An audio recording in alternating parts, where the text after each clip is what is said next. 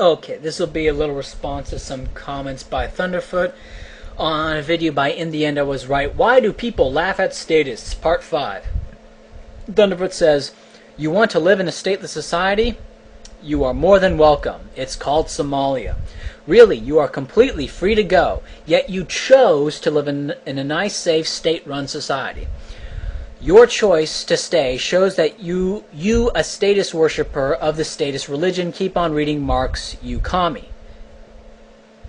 And Thunderfoot shows is not understanding Marx. Marx eventually, at the end of all the communist state dictatorship of the proletariat, it would have been, anarchism is what Marx said, or the state would wither away. I don't know if he used the term anarchism, but that's what Marx said. So eventually the state would wither away, according to Marx. So no, Thunderfoot, you don't know your Marx. Thunderfoot continues, yep, there's almost as much straw in the last comment as in your video, Statenist Religion, Lamau. Show me one person who thinks the state can do no wrong. Okay. First of all, Somalia, how do I put this? Somalia was poor when they had a state. Somalia is poor now.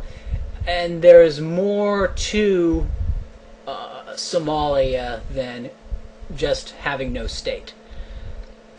And, and I'll put some links in the description here talking about Somalia. But, how do I put it this way? Let's say you find the Cuban medical system superior to the United States medical system, and you say, our medical system should be more like the Cuban medical system. Therefore, and you say that the Cuban medical system should be better than the United States medical system. Would it be fair for me to then say, well, why don't you just go move to Cuba? Right? And of course, someone would look at that and they think that's silly. Now, I know in Cuba they have closed borders and stuff, but there's no one clamoring to get into Cuba, right? There's not this big movement, let us in, let us in. There's no movement like that. People trying to get into Cuba. So even though Cuba may have a medical system that more people in the U.S. approve of, people still aren't trying to get into Cuba because there's more to Cuba than just the medical system. Similarly, there are a whole bunch of anti-statists saying we don't need the state, full stop, and then say, well, why don't you go move to Somalia? And the reason I don't want to move to Somalia is because there's more to Somalia than just no state. Right? Islam's the biggest religion there. They're not too keen on gays. And there's massive intervention from abroad. UN-funded armies.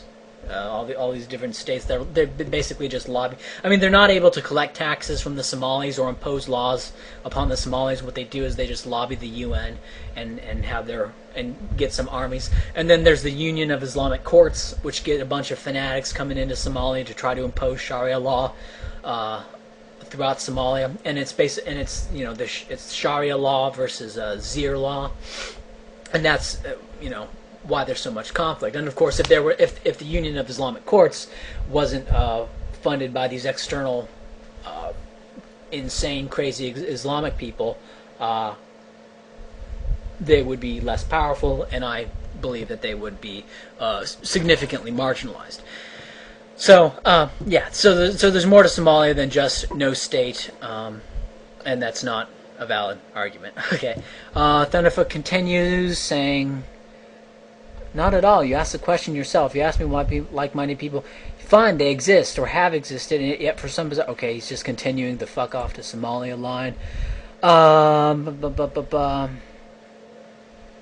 Reject U.S. authority. It will not be the state enforcing things on you. It will be the U.S. Army fighting. Okay, here's another thing right here. Thunderfoot responds to Indiana was right. So if I read your reasoning correctly, staying put plus living under a state is more valuable than moving and living under no state. I just went over that, why that's silly. You are clearly not terribly bothered about living under a state. Well, yes, he is by what he's saying. He just doesn't have the force necessary to directly resist the state, so all he can do is speak. Right? And same with me. I don't have the force to directly resist the state, so all I can do is speak. Or is that you actually like the security that a state provides? I've never called the cops. But fine, create a secession of one. Show you really are not a statist. Declare independence yourself. Reject U.S. authority. It will not be a state enforcing things on you. It will be the U.S. Army fighting aliens. Presupposition here is that the people who call themselves state, like you have, I don't know if you've ever been in an airplane, Thunderfoot, but you know, if you look out the airplane, most of the land is not hardly touched. I forget what it was, but apparently you could have like a giant suburb the size of you could fit all the people on the planet in a suburb the size of Texas. So most of the land in the U.S. is not,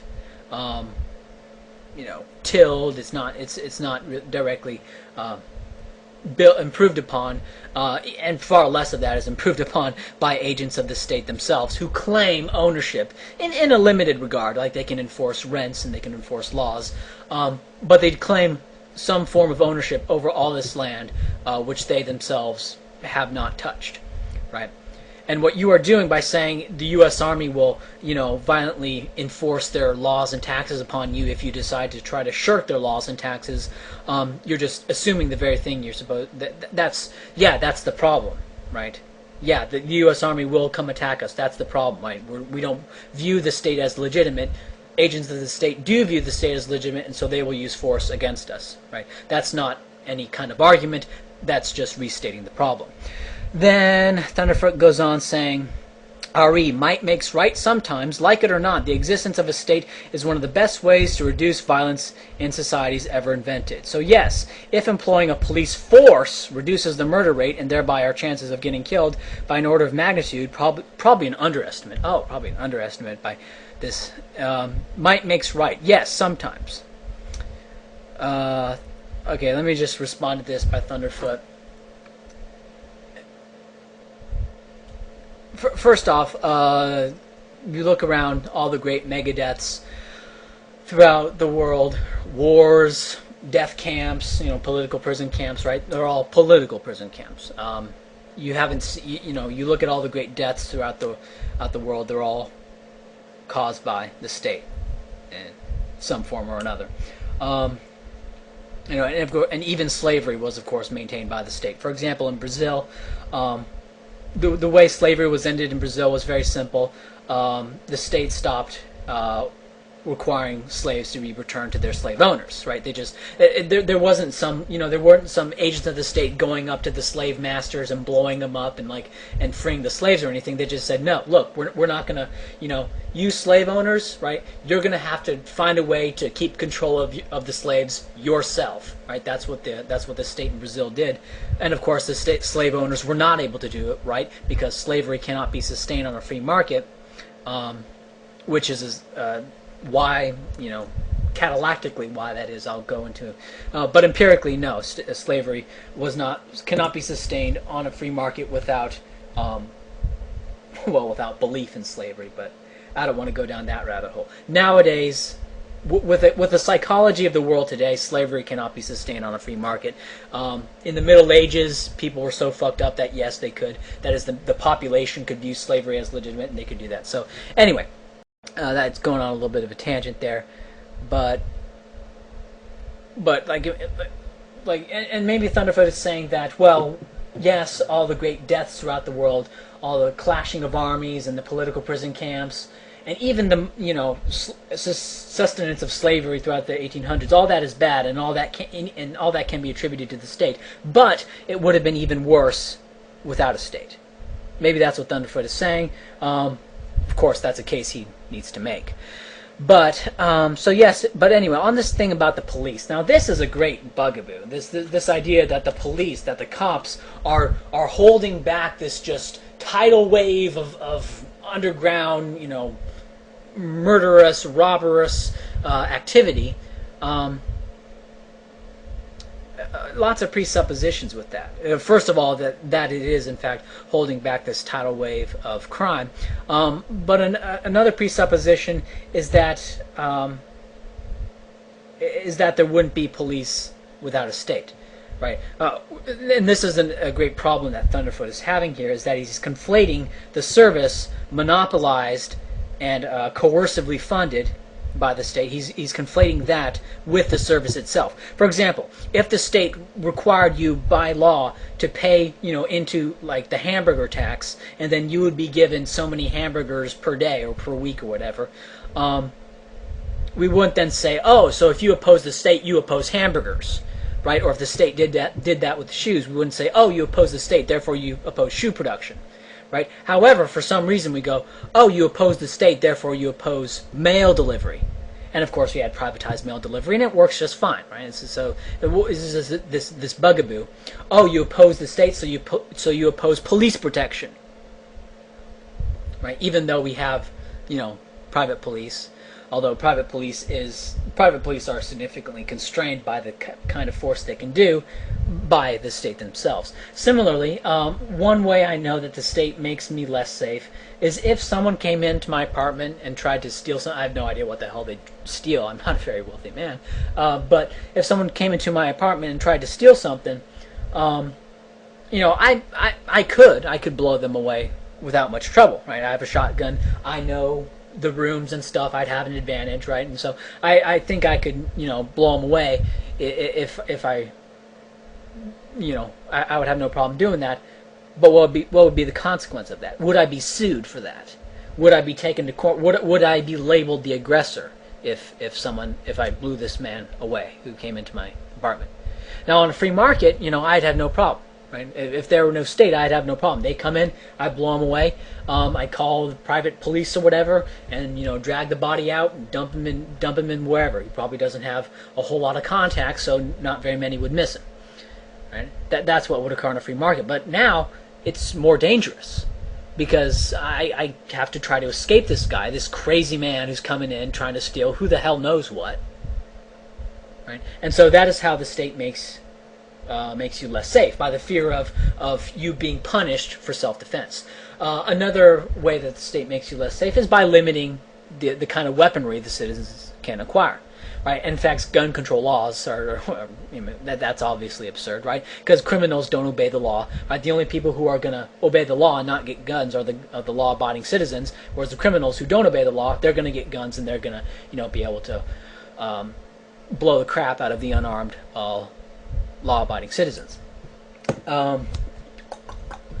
Another thing, problem with state police is that when you have a monopoly on a service, that service can fail. And when you have for example, let's imagine if tomorrow all ball bearing production failed, just full stop, all ball bearing production failed.